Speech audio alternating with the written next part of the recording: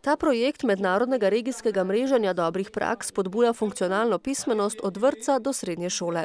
Smernice je sprejel Zavod za šolstvo kot prijavitelj projekta. Odločili smo se, da poskušamo v razred prenašati inovacije na področju metodike, tako da uporabljamo tako imenovano učno aktivnost. Z veseljem sodelujejo učitelji, tudi dijaki, tako da širimo svoje obzorja, spoznavamo druge države, druge kulture, druge navade. Sodelujoče turške šole so iz regije s kurdskim prebivalstvom, ki jih je slovenska delegacija že obiskala. Opažamo, da so šole zelo dobro organizirane, opažamo, da so učenci in dijaki prav ponosni, da so lahko del svoje šole. Na Zavodu za šolstvo bodo tudi z okrnjenim proračunom nadaljevali z mednarodnimi projekti, pravi predstojnica območne enote Zavoda za šolstvo Stanka Preskar.